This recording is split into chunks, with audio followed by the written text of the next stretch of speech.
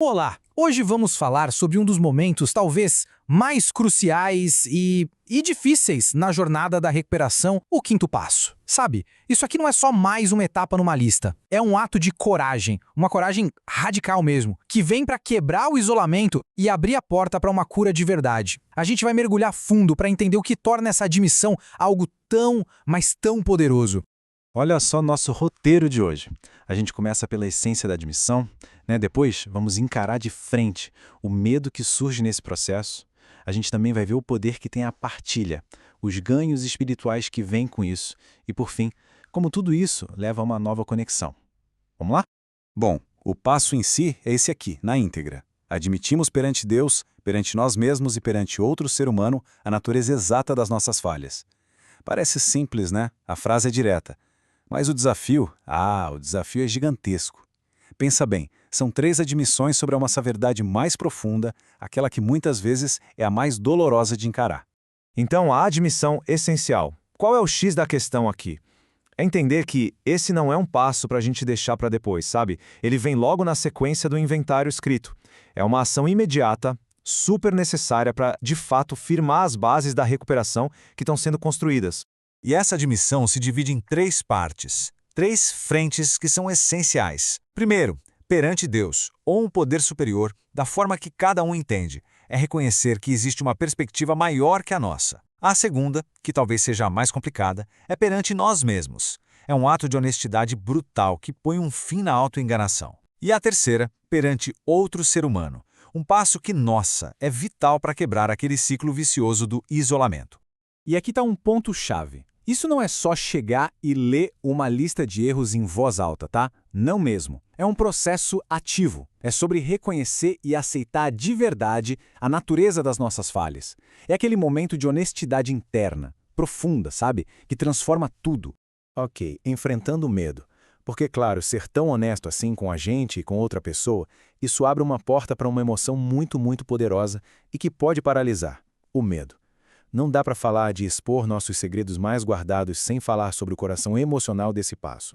E olha, sentir medo nesse momento é a coisa mais natural do mundo. Sério, o medo de mudar, o medo de ser rejeitado quando a gente mostrar quem realmente é, a vergonha, nossa, todos esses sentimentos vêm com tudo quando a gente está ali prestes a se olhar no espelho com essa clareza toda. E aí, a escolha que aparece na nossa frente é muito clara. De um lado, a gente pode deixar o medo vencer, e aí os problemas só se acumulam, a doença ganha mais espaço. Do outro lado, a gente pode encarar esse medo. E essa atitude é o que gera coragem e empurra a recuperação para frente. Isso leva a gente a repensar o que é coragem, né? Porque coragem não é não ter medo, de jeito nenhum. Coragem é a decisão de agir apesar do medo. É isso. É marcar o encontro, é abrir a boca e partilhar a verdade, mesmo que o coração esteja na boca. A ação é que define tudo. Beleza? Mas como é que essa coragem funciona na prática? A resposta é através da partilha. Então agora a gente vai focar no como se faz o quinto passo e por que esse ato de confiar em outra pessoa é tão, mas tão transformador. A escolha de quem vai ouvir é crucial. Não dá para ser qualquer pessoa. A pessoa ideal tem que ter compaixão, integridade e, principalmente, tem que entender o processo. É por isso que, na maioria das vezes, um padrinho ou uma madrinha, alguém que já passou por isso, é a escolha perfeita. Porque essa pessoa oferece a experiência e um espaço seguro, sabe? Sem julgamento. Tem um poder psicológico gigantesco em simplesmente falar, verbalizar os segredos. Quando a gente ouve as admissões saindo da nossa própria boca, o efeito é surpreendente. É como se quebrasse um feitiço, sabe? Aquele padrão de negação que a gente às vezes alimenta por uma vida inteira. Mas olha, esse passo não é só sobre encarar a dor, não. É muito sobre o que a gente ganha do outro lado. Então vamos ver agora os benefícios, os ganhos espirituais que nascem desse ato de coragem. Fica a pergunta, então. O que a gente ganha de verdade se expondo de um jeito tão vulnerável? A resposta mostra que isso aqui não é uma punição. Pelo contrário, é um portal para ganhos que a gente nem espera, ganhos que libertam. O primeiro grande ganho é um jeito novo de entender a humildade. Sabe aquela sensação de que os nossos erros são os piores do mundo, que são únicos? Pois é, quando a gente partilha, essa ideia se desfaz.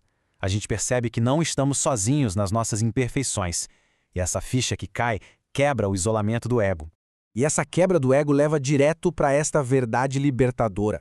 Em vez da gente se sentir um peixe fora d'água por causa das nossas falhas, essa descoberta honesta sobre nós mesmos nos conecta. A gente se sente, talvez pela primeira vez, simplesmente parte da humanidade. É poderoso. O outro ganho gigante, a gente reconstrói a confiança. Porque ao arriscar ser vulnerável e encontrar aceitação do outro lado, em vez de rejeição, a gente redescobre a liberdade de confiar de novo. E não só nos outros, viu? A gente volta a confiar na gente mesmo.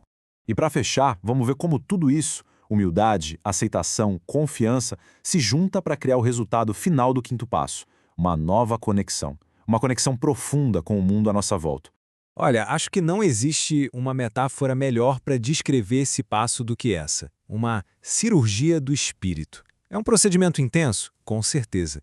Mexe em ferida, expõe mentira, diz verdade que dói, mas faz tudo isso com um único objetivo: permitir uma cura de verdade, uma cura que dure.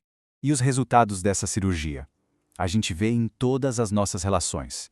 Nasce uma ligação de confiança muito forte com a pessoa que ouviu o passo.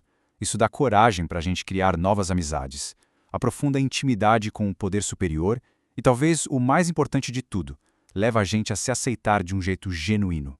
No final das contas, a grande revelação é simples.